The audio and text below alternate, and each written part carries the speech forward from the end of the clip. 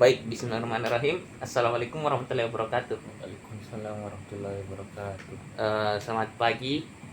Terima kasih Adam karena sudah datang hari ini. Nah, sebelum kita memulai, saya ingin memastikan bahwa semua yang kita bicarakan ini bersifat rahasia dan tujuan kita pada proses konseling hari ini yaitu membantu Nak Adam untuk menemukan cara terbaik untuk mengatasi apa yang kamu rasakan. Bagaimana perasaanmu hari ini? Pagi Pak, saya merasa cukup cemas, apalagi kalau ingat harus presentasi di depan kelas. Oh, oke, baik. Terima kasih karena sudah jujur. Eh, nah, coba kamu ceritakan lebih detail apa yang biasanya terjadi jika kamu lagi presentasi di kelas. Iya Pak. Biasanya sebelum maju, saya biasanya sudah mulai tegang Pak. Pas di depan kelas, jantung saya berdebar-debar, tangan saya keringatan dan dingin, Mhm, dan takut saya salah bicara. mhm. Kadang pikirannya saya juga kosong. Oh, jadi kamu rasa kita jadi Nak Adam ini rasa tegang ya, kayak contohnya itu tadi yang pikirannya kosong, tangannya keringat dingin.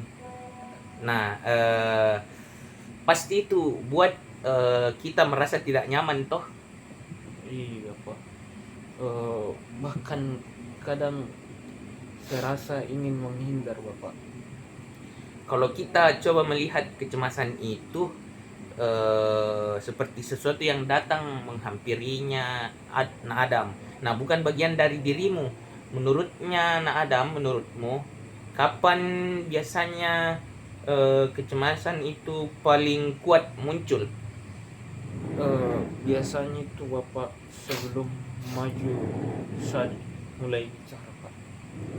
Oh, jadi sekarang saya ingin tahu, apakah pernah ada momen yang dimana kecemasan itu tidak terlalu kuat, maksudnya tidak terlalu kita rasa tapi eh, tetap bisa mengatasi, tetap bisa atasi itu, maksudnya kayak contohnya kan kita itu takut untuk presentasi itu merasa cemas apalagi berdiri depannya teman-teman tapi tetap bisa untuk presentasi. Kapan gitu rasakan gitu? Pernah Pak, waktu saya presentasi kelompok, Mm-mm. bisa bisa bicara cuman tetap masih gugup. Oh, bagus itu. eh Bisa kak, bisa kita cerita, kasih tahu saya lebih detail apa yang berbeda, apa yang kita rasa berbeda pada saat itu? Karena saya tidak sendirian, jadi eh, mungkin saya rasa lebih aman. Selain itu, saya juga latihan sebelum mulai presentasi kelompoknya Bapak.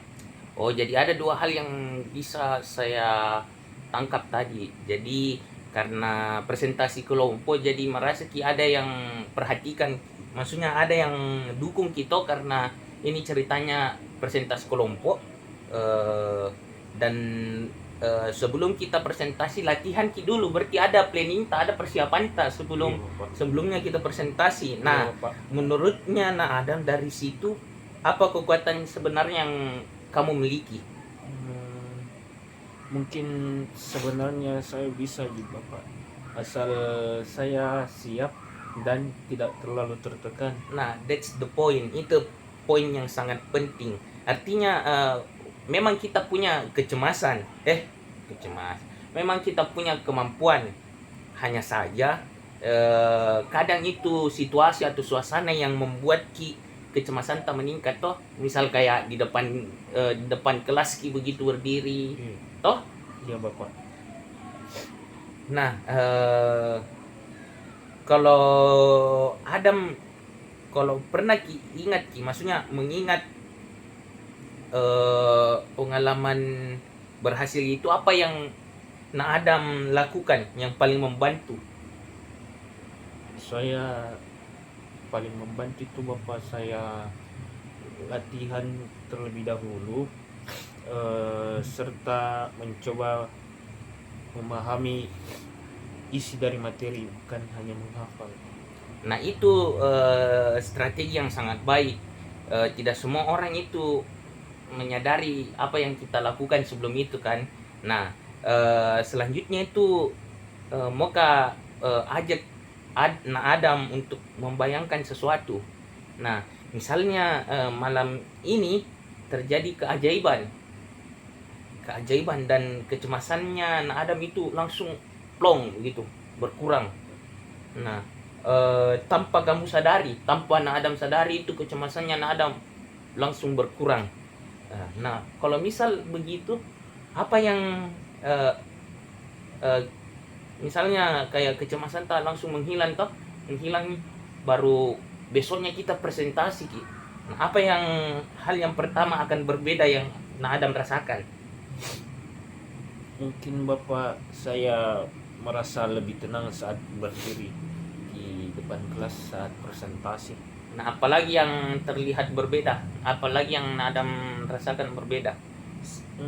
Mungkin saya lebih bicara dengan lancar dan tidak takut salah, dan mungkin tidak gugup saat melihat teman di depan. Oh ya. Nah, kalau misalkan teman-teman tak lihat begitu, apa yang bakal mereka ucapkan, apa pandangannya mereka kalau misalkan Adam tiba-tiba lancar bicara di kelas? Mungkin mereka lihat saya percaya diri Bapak. Dan jika itu terjadi, apa dampaknya pada Adam? Merasa kayak lebih puas dan tidak takut untuk presentasi. Nah sekarang kita coba ukur dari skala 1 sampai 10, di mana 1 berarti itu sangat cemas dan 10 itu sangat tenang saat kamu presentasi. Nah dari skala 1 sampai 10, kamu sekarang berada di skala berapa? Kalau presentasi Bapak, mungkin di angka 4. Nah apa yang membuatmu berada di angka 4, bukan di angka 2 atau di angka 3? Karena saya tetap berani maju walaupun gugup sama takut. Nah itu menunjukkan keberanianmu. Tidak semua orang bisa melakukan itu. Sekarang menurutnya Adam, apa yang terjadi, apa yang perlu terjadi supaya kamu bisa naik 1 angka, maksudnya naik ke angka 5 itu?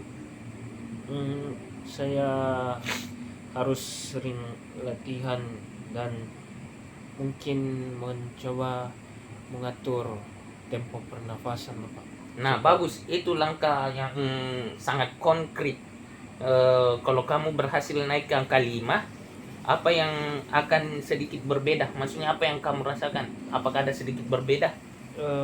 Saya mungkin masih gugup Bapak, cuman tidak sampai ngeblank dan bisa lebih fokus.